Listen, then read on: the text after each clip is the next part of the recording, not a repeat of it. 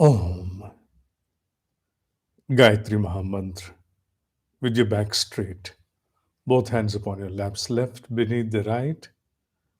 Om Bhurabhuvah Swaha Tatsaviturvarenyam Bhargo Devasya Dhimahi Dhiyo Yona Prachodaya. Today is the part 13 of the mystical Gayatri Mahamantra. We are on to understand the meaning of the words of Gayatri Mahamantra. Let us understand the meaning of the words of this vibratory punctuation.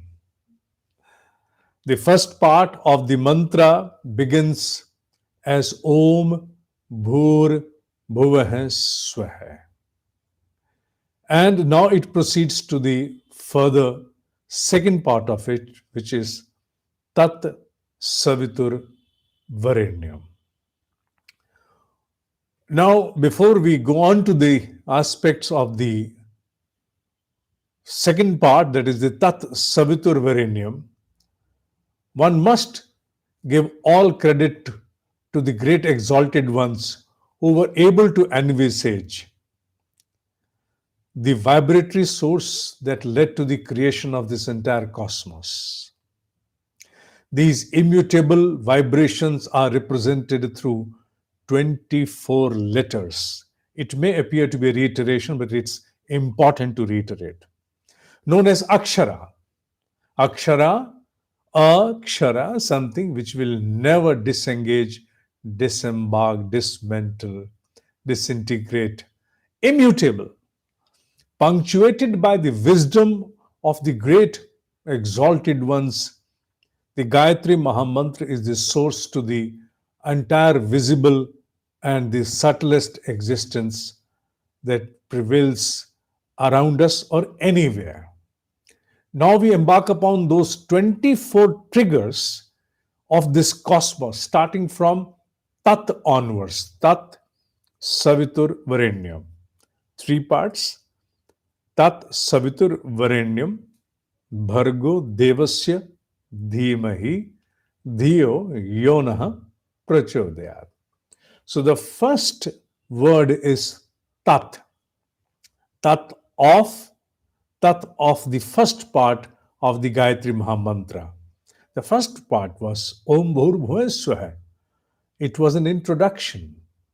It was a kind of a prefix, you may term it as, something that precedes the main Gayatri Mahamantra. Om Bhur Bhuva Swaha does not count to be the part of those 24 vibratory triggers. They start from Tat onwards. And Tat is the first word. It does not mean it is a letter. No, it is a word. It comprises two letters. There is no doubt about that. But it's one word. Now, what does this Tat mean? Tat Savitur Varenyam. Tat is an indication. It's just an indication that. Tat means that. Tat means that. It's an indicative word given to the one and the only source of this entire existence in all of its forms. There are many synonyms used to mention it by certain names like higher consciousness, almighty, all pervasive, omniscient, omnipresent, omnipotent, Brahma, eternal, eternity, infinite, so much, even unmanifest also at times. Its stature is beyond any expressive measure. Therefore, no name can be given to it which can confine or suffice its ambit. So, rising above the conflict, the great masters probably envisaged that let us express this word, express or assign this creator with an assignage of an indication, which is Tat. For there is no other word available to humans in their dictionaries which can comprise and do justice with infinity and eternity. Infinity and eternity cannot be given justice by any word which has been coined by a human and on this planet. I don't know about elsewhere, but I believe that infinity and eternity will hold the same significance for life at any other plane of the entire universe. Now, those that worship deities, especially with form, truly aspire to touch the realms of the Tat, that is, that, by a facilitation of a name and a form which is convenient to their sensory driven human mind.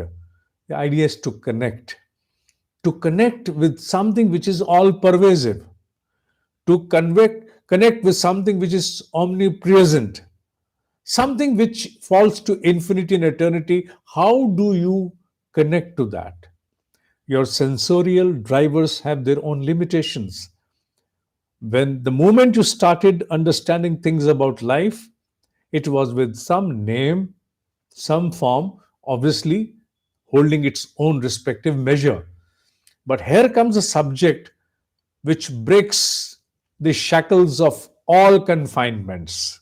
So, therefore, the name too has to be such which is beyond any conflict, whether you believe in it or you do not believe it, whether you ascribe as a person who is a believer in existence of God, or you ascribe to an understanding where you believe that there is some super principle working behind the entire existence, believer or non-believer. There is no problem when or no conflict when it comes to accept an indication as an assignage to it. That conflict ceases. That's why Gayatri Mahamantra is accepted by all the believers and the non-believers, because it does not enforce any particular form, any particular name, any particular sect. No, it does not. It can be something which is pervasive, all pervasive, no confinement. Just think, how would you indicate it in your own silent terms through gestures? For example, if you're sitting like this and I ask you, whom are you trying to contemplate upon? You can merely simply move your neck upward, saying like that. Or you may do something like this, or like that. It's an indication, isn't it? So, no conflicts when it comes to indication, because here you're trying to indicate upon something beyond any measure. The word tat in Sanskrit connects one, the human, with that immutable one. Deeply contemplating, it takes one beyond limitations of any entrapment or confinement of time and space. One may practice this to observe the outcome of the contemplation of the single word tat. For example, if you have to close your eyes and you simply start contemplating upon tat, that eternity, tat, that infinity, yes, initially your intellect may run and reach out to available ambits of your understanding, but soon you shall give up and exhaust all your futile exercise and then land into a dimension of nothingness. For now, you are left with nothing to support and stand. You go on contemplating within yourself, You're contemplating upon God? No, forget about God. You're contemplating upon any deity? No. What are you contemplating upon? I am contemplating upon infinity and eternity. Infinity and eternity. I'm just contemplating upon that, and that is Tat. And you go on contemplating within yourself. The kind of expansiveness that you gather within yourself is adequate enough if you are able to spend and afford some time to this apparently a weird kind of a contemplation. Yes, apparently weird, but a very thoughtful weirdness. A thoughtful weirdness which will help you to break the entrapments of your understanding. merely closing your eyes and contemplating upon the first word of Gayatri, Tat, not going beyond that. And Tat is now an indication to, I'm repeating it again and again. Why? So that the understanding grounds into you. It's not something which should confine to your understanding, your intellect accepts or rejects, but it moves further. No, it has to now go and establish its essence within your entire existence that we term as pran pratishtha. And how would that happen? That would happen only when you stay onto the first word, tat, an indication to that eternity and infinity, and you hold yourself there. Hold yourself, contemplate upon only tat, that, the infinity and eternity. Does something come to your mind? Maybe your own Ishtadev, your deity may appear before you, and then you again say, no, it is without form. Infinity and eternity is without form. It cannot be kept into any kind of an encasement of this limitation. So it has to go beyond. Okay, now again you come back to the same infinity and eternity. What could it be? No answer will come to you. It will be all blankness. And that is what Krishna means. Krishna means a kind of black. Black means a blankness, of course. Something has not manifested yet, and you're still pondering upon that. You're trying to contemplate, think upon that. Let it come. Be there. Be there in this apparently weird exercise and stay there. Hold on to that tat, that limitless, that infinite eternity, where from everything comes, and you're still there. Anything coming? No, nothing comes. Nothing will come, but something is happening into you. What is happening into you?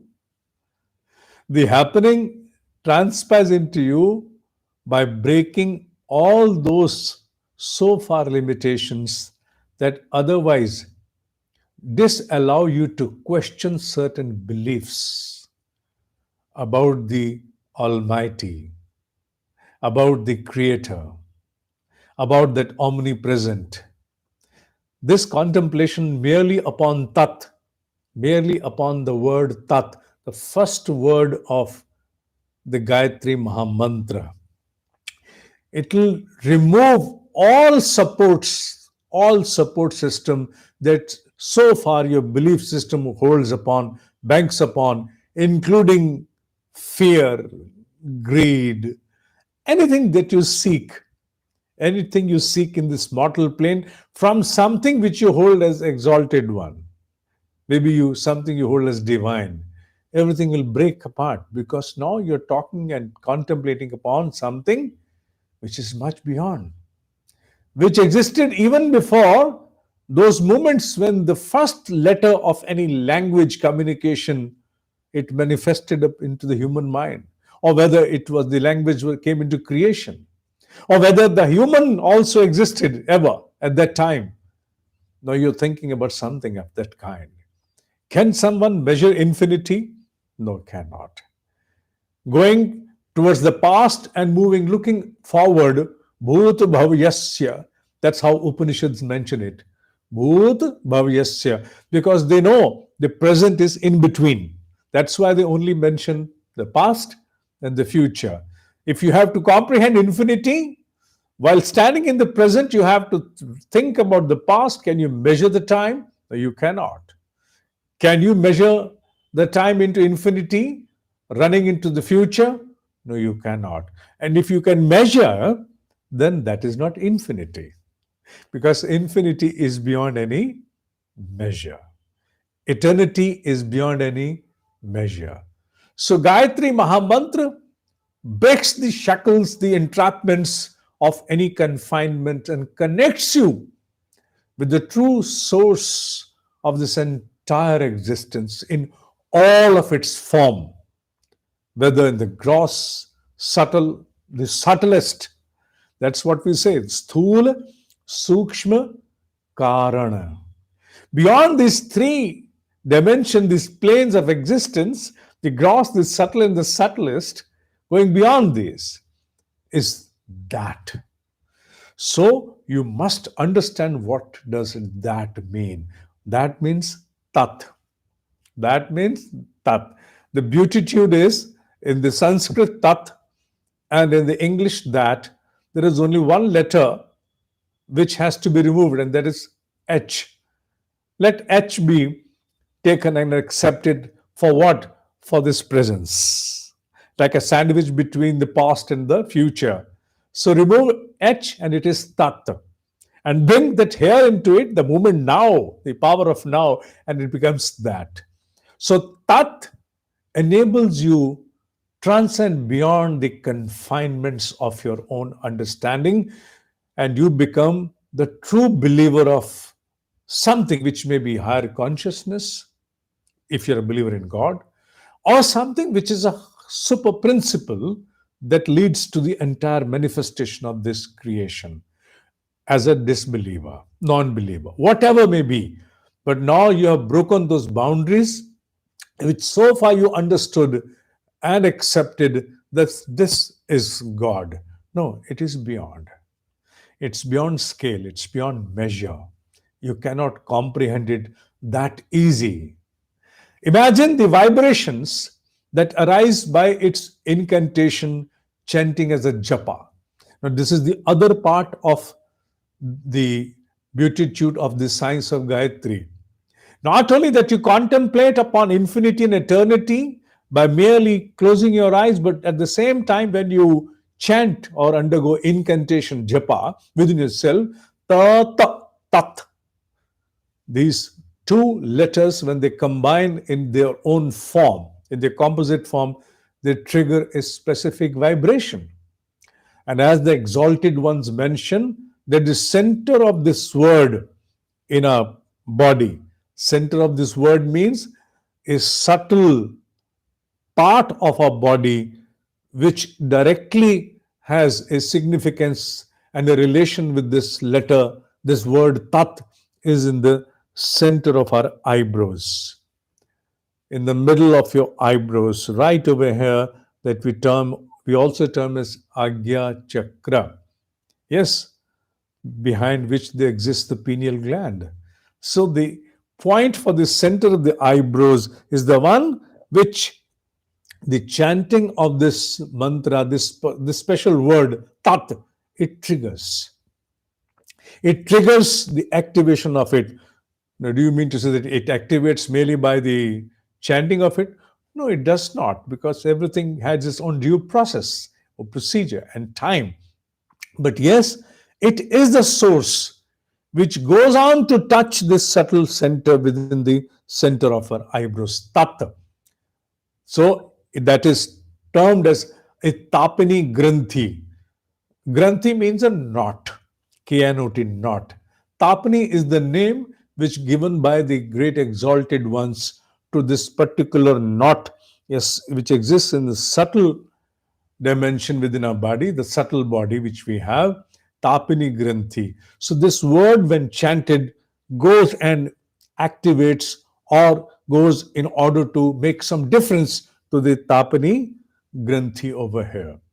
So the word tat holds enough significance as a trigger, as a vibratory trigger within our own dimension, which is our existence. And apart from that, if you go on and comprehend upon it, it breaks the boundaries which have so far entrapped you into some kind of a limitation. Because once you start contemplating upon infinity and you're able to touch eternity, infinity, even by contemplation, however weird it may appear, you are able to break so many perceptory confinements which you may not realize on that particular moment. Because on that particular moment, it may be so that you undergo this weird exercise but do not come out with any specific outcome that you can relate to your contemplation. But you don't know what has undergone into you. Within you, enough has already transpired, which you realize after a passage of time. And these words, they mark a difference when they come out of someone who has practiced it.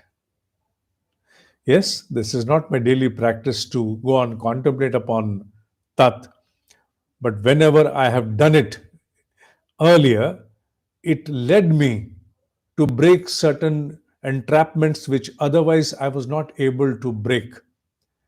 Most of the times, we are really entrapped into our own hardened perception that we are not able to come out.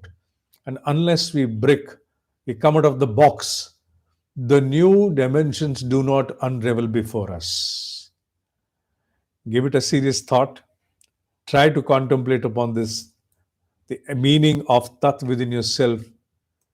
And believe me, you may start with awareness, but you will not end this exercise as futile.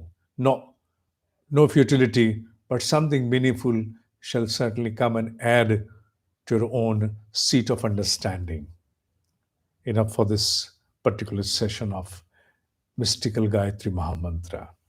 ओम ही सत्य है, ओम ही सत्य है, ओम ही सत्य है.